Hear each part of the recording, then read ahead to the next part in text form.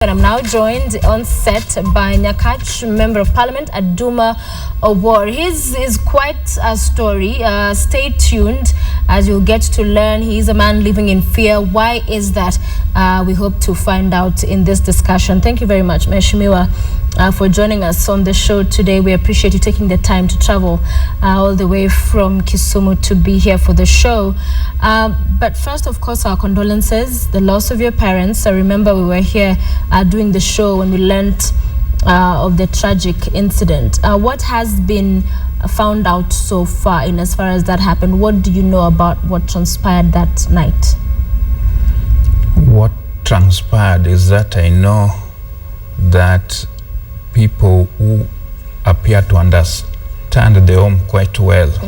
You can face me, it's all right. Arrived at our home at about 7:30, and I think held the only worker we had in the home hostage. And then my father, who was actually ailing and in bad health, was actually locked in the house, which was torched. It was a self-contained house, which had things like gas inside, and I think they used petrol to inflame it further, which destroyed the house. And we lost everything, all property which was in that house. Nothing was recovered. How are the news broken to you? When did you find out of what had happened? I was informed about the incident at about 11 in the night. Okay. I was called and I tried to call for rescue. Where were you? I was in Nairobi at that time. Okay. Yeah. Okay. Investigations, of course, then commenced. Is there any headway, any light as to what happened? Who did this? So far, I know that when the minister in charge of interior security visited the region, he made an announcement to the effect that 10 people had been arrested. And when I first got the news, I was delighted, but when I made a personal follow-up, probably to also get the identities of the alleged suspect, I learned that nobody had indeed been arrested as at that time. So I think that was just meant to cover face. Wow. Okay. So they announced that some people have been arrested. Yes. You find out nobody had in fact been when arrested. I visited the relevant police stations, I realized that there are no people who had been booked on the OB then. On the OB. Yeah. So as we speak right now, have there been any people arrested? Is there any procedure legal going on in court? Anybody? No, I know that some of the people who were arrested had nothing to do with it, and I think the magistrate at Nyando Court expressed disgust and released those people that were not connected in any way. Okay. So I think the police were just doing a PR exercise. Why do you say that? Because of the proceedings, I've watched what had transpired. Okay. Yeah. What do you think happened? For you, who do you think did this? And why? This thing, I think, is a long story. Okay. Because stock theft is something which has been there over the years, but nobody had actually indeed confronted it head on the way I had done. And I know there are members of the business fraternity who are involved. I know there could be some of my political rivals who are involved in it, and then the police. Yeah. Who are involved in stock theft? Yes. How long has this been going on for? Stock theft in Nyakach has been going on for over, I would say, more than 2 decades. Okay. Yeah, but not in the magnitude in which it is for the last 5 years. So who are the rustlers? From where? Because at one point we'd heard some of the reports indicating that they were coming from the neighboring county, Rift Valley, crossing over. So how exactly, in your opinion, having been there for a long time looking into this, how does it work? It is a joint venture which is undertaken by some of our neighbors across the border, but in collusion with our people. Yeah. Okay. So a few months ago, you dumped a body the PC's office. That, of course, caused a lot of uproar. It was quite an extreme act, and some criticized the move even as being disrespectful to the person whose body was dumped there. Why did you do that? The reason why we did that, actually, that was a family decision.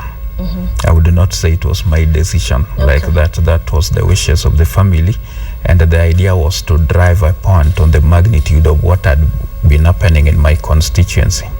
And before we did that, I had occasion to meet the regional coordinator, Francis Mutie, with whom we candidly discussed and shared on even some of the people we knew were behind these crimes, both in Kisumu and in Nyakach, because it is a long network of cartel. And we shared, and he told me, compared notes with the intelligence, and agreed that his officers were actually involved in the crime. But finally, when I met him, he confessed to me that the police officers who are assigned in the country of Kisumu were not answerable to him, so his hands were also tied, and that he was also handicapped in terms of finances because they're not facilitated by the government. Wait, let me take you back. So you're saying that, who is this who's saying that the officers who are not under the control of... The regional coordinator, who is the former PC of Nyanza, Francis Mutie, he told me that his hands are tied. And the police officers involved? Yeah, that the police officers involved. Known to him, known to you? Yes, known to him and known to me, and whose names I had given him as the person who is in charge of the government affairs in confidence. And so that just ended. So as to who killed this man, no investigation, nothing came of it? No, nothing. So why did his family, you say the family are the ones who agreed to and suggested that his body be dumped at the PC's office? Why did they want that happen? You're talking about a point to be driven home. What point? The point was that this mzee had a few months earlier lost a son in a similar fashion. What fashion? He was also killed by the cattle rustlers. He was stabbed with bows and arrows and was killed. And nothing happened. This mzee was killed. His wife, who is also of a similar age, was battered during that incident and livestock taken. And these are people who are literally killed inside the house, not even outside. And these people had killed them before they took the livestock. They were living in such fear that they were living now with their animals as the only property inside the house. And this was not the only incident which I had issued to pick up with the PC in Kisumu. Personally, I had earlier lost my personal assistant, who was also killed under very mysterious circumstances, a person by the name Richard Ochiengunga. Shortly thereafter, one of my close confidants was also attacked in his home. This confidant of mine was also attacked again on the day when we had actually removed both my parents from the mortuary, because I think they were targeted because they're close to me. I think these people did not want them to attend the burial after we removed the bodies and took them home for the ceremony the following day. He was attacked in his residence in Kisumu, and he had to drive off with the gate. Actually, he was just courageous, but the vehicle was badly damaged by these fellows. Quite a number of attacks, sir, in that region, and bows and arrows, as you've mentioned. Some of those, weaponry being used to harm people, to kill, as we've heard. But has there been any justice in any of these cases? To the best of my knowledge, over the last 20 years, nobody has ever been convicted over this crime. So these are people who just use bows and arrows. I'm wondering if the government can protect us from people using bows and arrows, then will they be able to protect us from sophisticated criminals like the ones who would attack Westgate? For you, you said that 2 years ago, 2011, you received live bullets in a parcel. Yes. You, of course, reported that to the police. Is it from that particular time that you started, fearing for your life, that you knew your life was in danger? Yeah, even that one, when I received that one, it became an issue. I think it was reported in the media.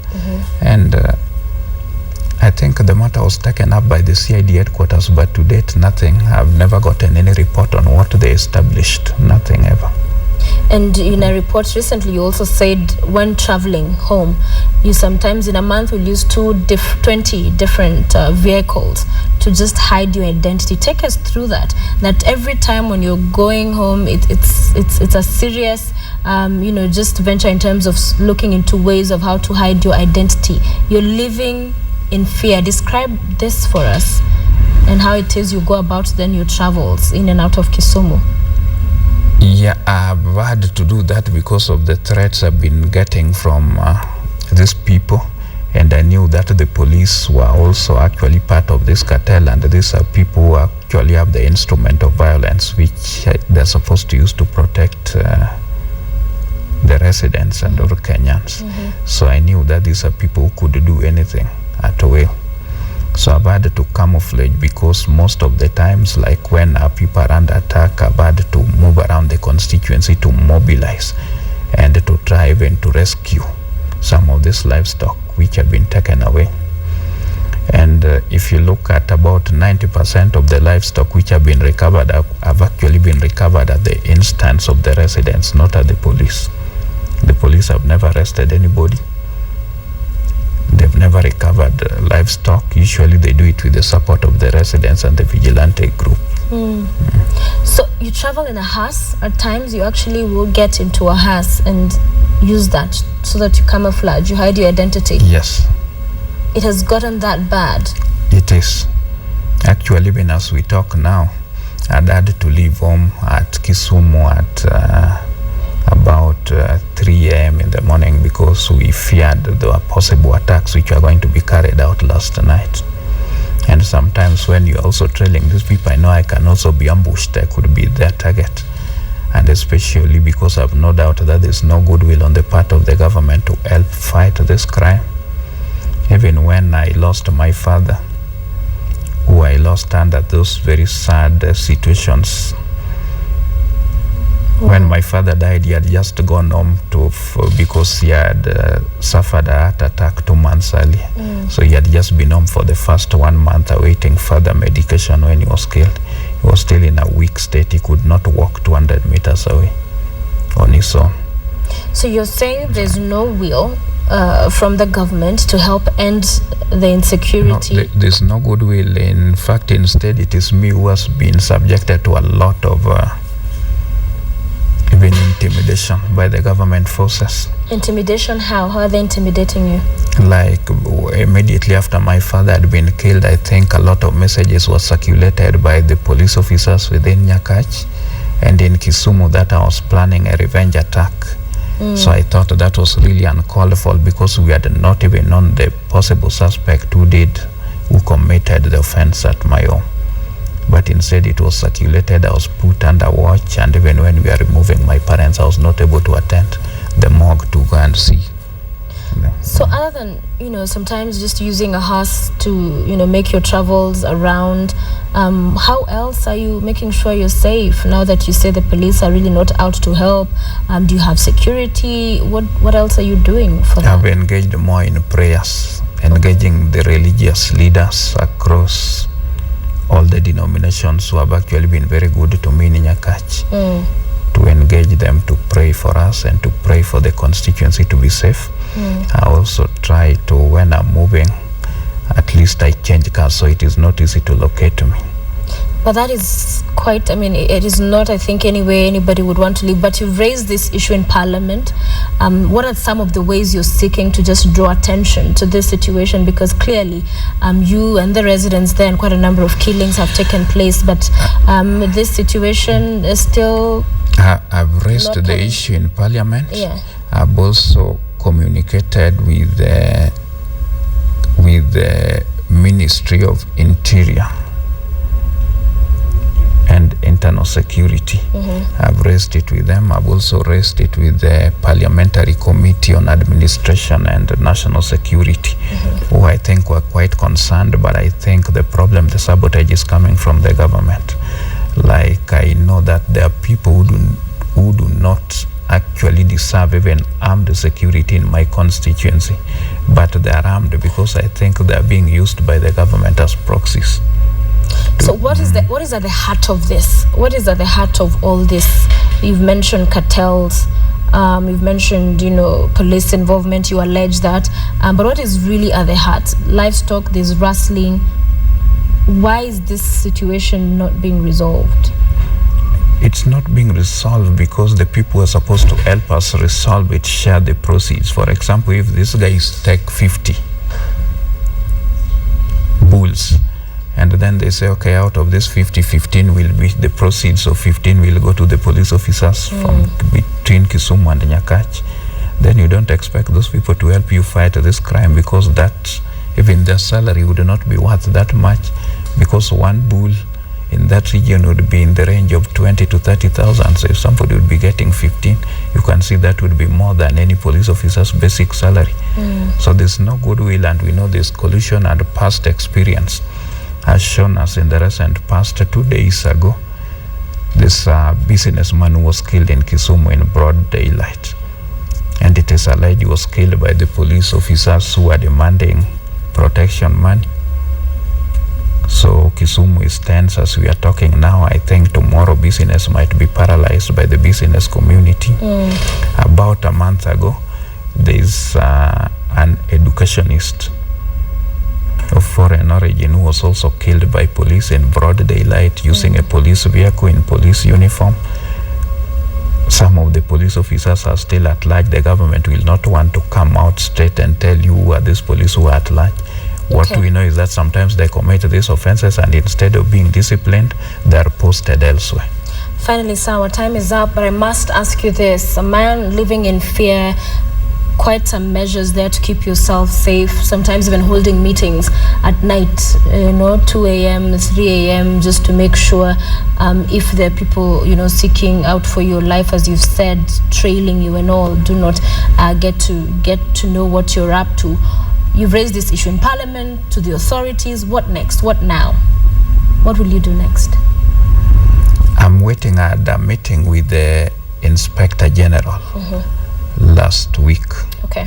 And they know my life is in danger, but they've not done much. Like there's been no security. I know my home is still a target of attack, a possible attack, because last week some of my neighbors were attacked, were almost killed, and actually they're in Nyabonda Hospital. Like one Mr. Kika. There's also an old lady of about 80, 90 years old who was also attacked. So what will you do now? So do you still continue with the camouflage, changing transport here and there? What next? I would believe that the Inspector General will look into this matter and do something, although when I had a discussion with him last Friday, he also appears to be helpless and does not understand. He says that he finds it difficult disciplining officers because he feels he does not have enough powers. So he needs to be empowered. That is what he told me. And he's not answerable to all the police actions. Wow. Yeah. Interesting. But thank you very much, sir, for coming to talk to us, because some of those incidences just making it to the news headlines, and unfortunately just one of the insecurity incidences simmering in the country. But we hope some resolution will be found to that. But thank you for joining us, and wish you the best. Thank you. Aduma Owuor, Nyakach Member of Parliament, with us in studio. A man who says his life is in danger, has taken quite several measures to keep himself safe. But